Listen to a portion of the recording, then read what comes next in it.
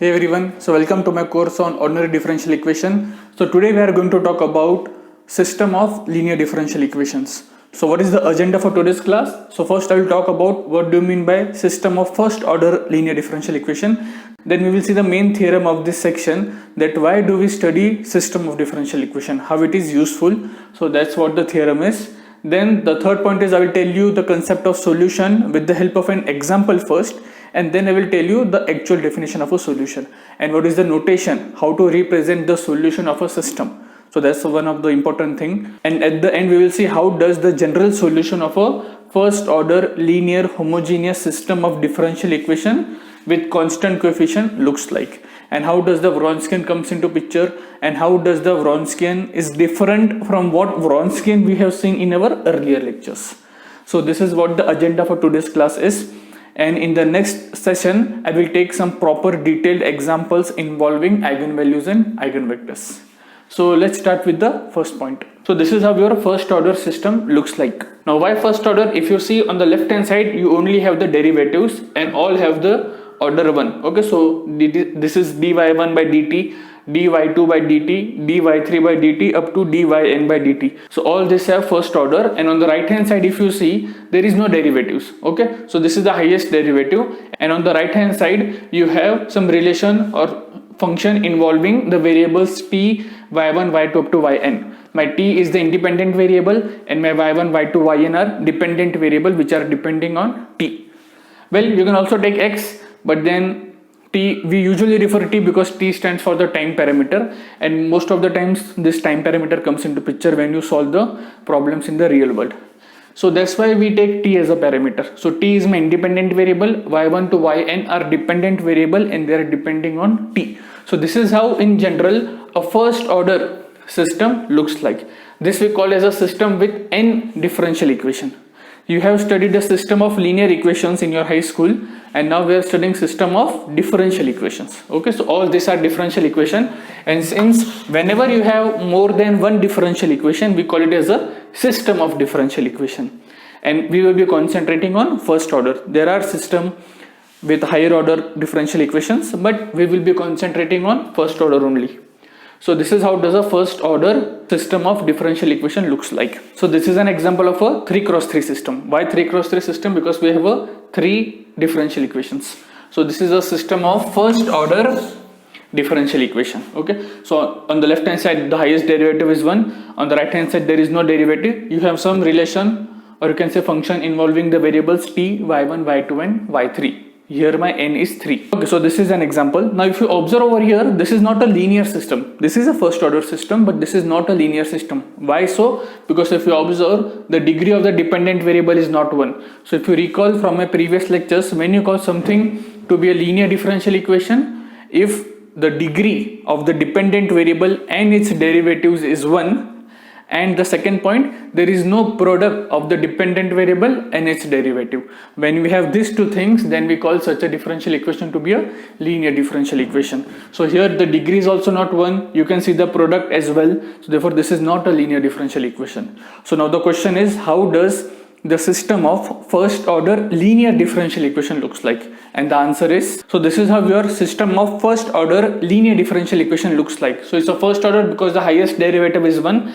and on the right hand side if you observe, you will not find the product of the dependent variables. There is no y1 into y2 or y2 into y4. There is no product of the dependent variables, and the degrees of the dependent variables and its derivative is also 1. Okay, so here the coefficient is a11t, means this is a function of t, this is a function of t, this is a function of t. Why I am using this as a notation, you will come to know, because ultimately we are going to write down this in a matrix notation. Okay, so that's why we are using this as the notation.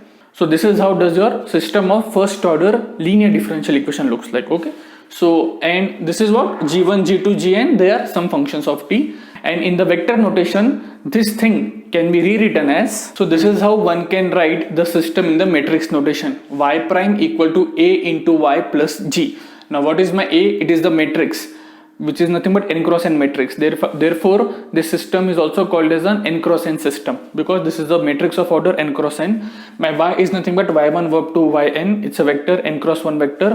What is my y prime? You simply take the derivative, y1 prime, y2 prime up to yn prime, plus the term that does not involve the dependent variable and its derivatives. That means the term that only involves the independent variables, which is my g1 of t, g2 of t up to gn of t. So I'm calling this vector as capital G. So you can always write down your first order linear system in this form, in the matrix form or the vector form. Now the next thing is, when these coefficients are constants, when these are not the functions of t, then we call it as a system of first order linear differential equation with constant coefficients. So what I want to say is, here you don't have the function of t. All these coefficients are nothing but constants. Then in that scenario, it is a system with constant coefficients. And this is what we are going to concentrate on. Okay, so that is one thing. Then there are further two categorization. If my G is 0, then I will call it as a homogeneous system. And if my G is non-zero, then I will call it as a non-homogeneous system. Okay, so this is all about system. Now let's go to our second point, that is the main theorem. So why do we study system? So this is what the theorem is. The theorem says, if you have any nth order linear differential equation, then you can always rewrite that nth order as a system of linear differential equations. And how can you do that? So suppose if you have, so let me take an example, so this will be more clear, and then I will state in general. So suppose if you have a third order differential equation, linear. So this is my third order linear differential equation. Now how can I write down this as a system of three linear differential equations? So what you do is, you call your y as y1, because we will be having the variables y1, y2, y3. So I'm calling y as my y1. Then what you do is, you call your y1 prime as y2 and you call your y2 prime as y3. Okay, so this is how I'm introducing the three variables, because it's a third order. And now let's see, if I put up this value in this differential equation, how this differential equation will behave.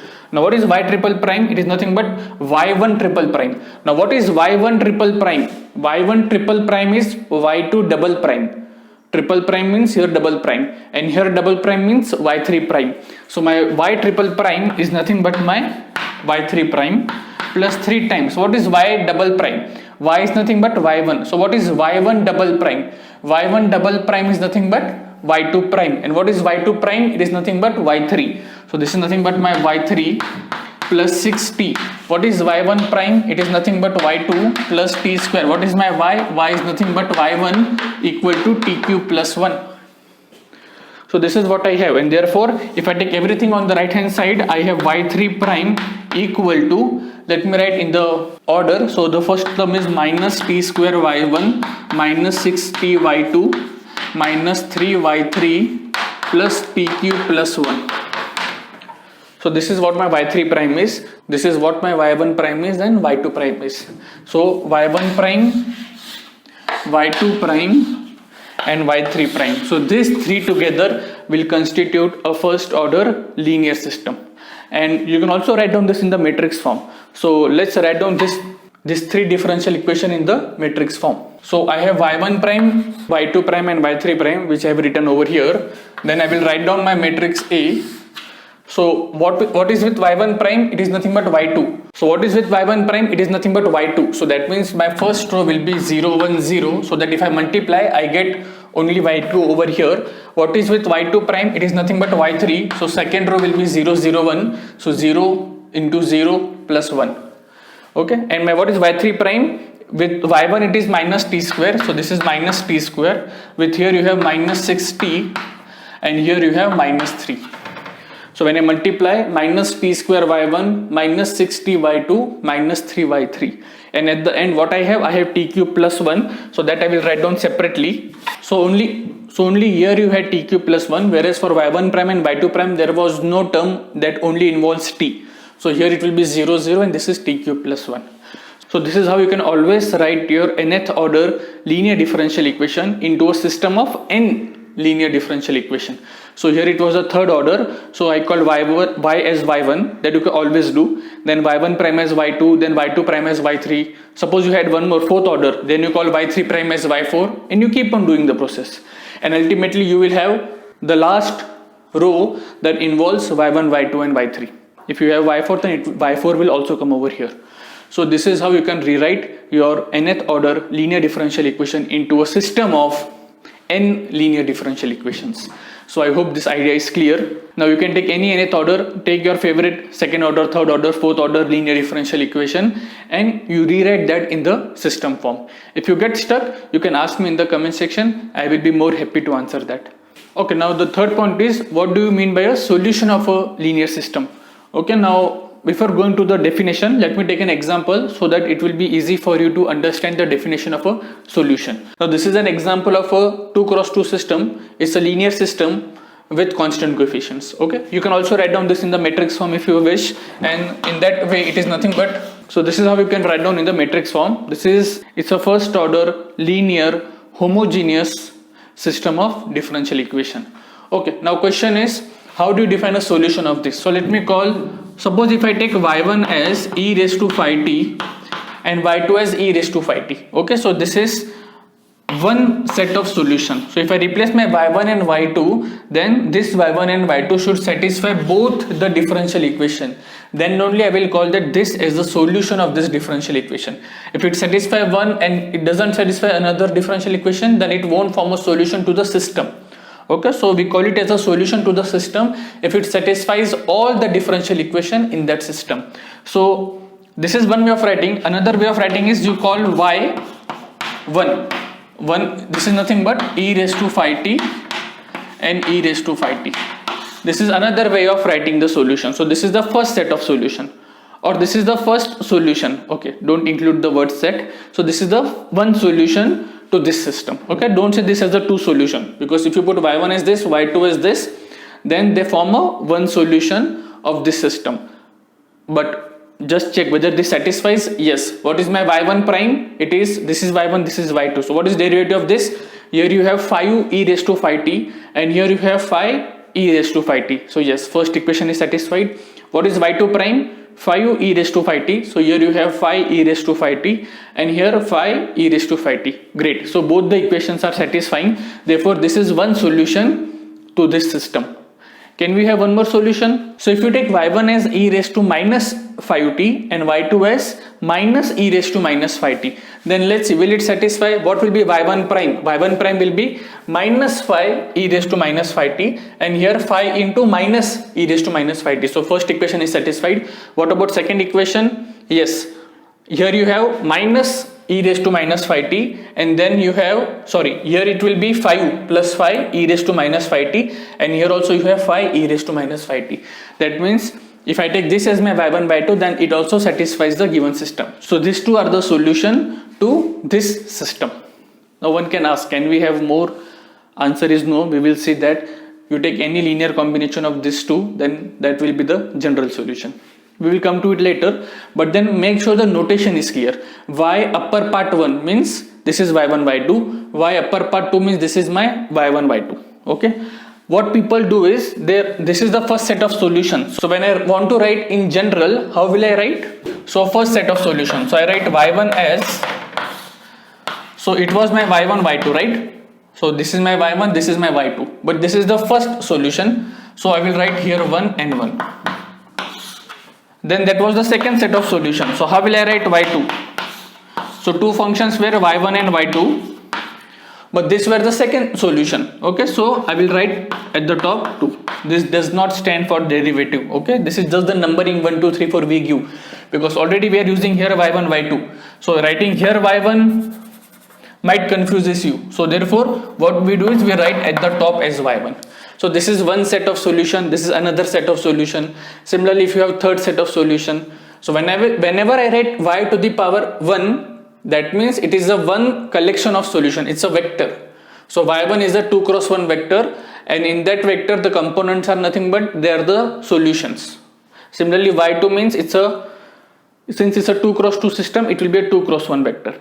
Suppose if you have a 4 cross 4 system, okay, that means a system involving 4 differential equation, then y1 will have y1 1, y2 1, y3 1, y4 1. It will be a 4 cross 1 vector. Similarly, y2 will be y1 2, y2 2, y3 2, y4 2. Then suppose if you have third solution, capital Y3, then again you have the third set of solution. So this is how does you represent the solution of a system. So let me generalize for a n cross n system. So if you have a system with n linear differential equation, then this is one solution. Okay, so y1 is what? When you replace your y1, y2, y3 up to yn over here in this equation, it should satisfy. So this is one solution. How my second solution will look like? Y2. It is nothing but it is again, you simply write y1, y2 up to yn because these are the one which you want to substitute, and since this is the second solution, we write 2 at the top. And how my nth solution will look like?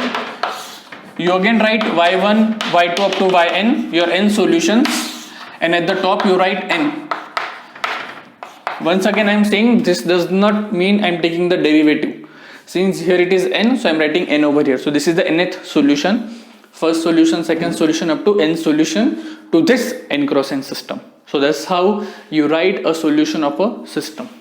Okay, so I hope the notion of solution is clear. When I take more example, this will be more and more clear. So now let's go for the last point. Now suppose if you have a system, n cross n system, it's a linear, it's a homogeneous system because there is no g part over here, and with constant coefficients. Okay, the coefficients are constant. Now the question is, how does the general solution for this system looks like? That's what my question is. So again there is a theorem that for a system of first order linear homogeneous differential equation, if you take two solutions, then its linear combination will also be a solution.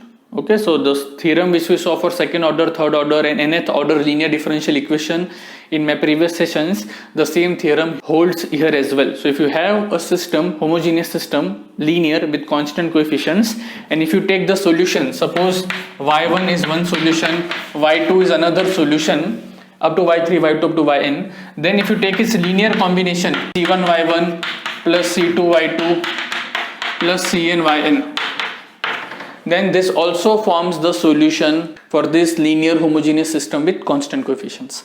I won't go into the proof.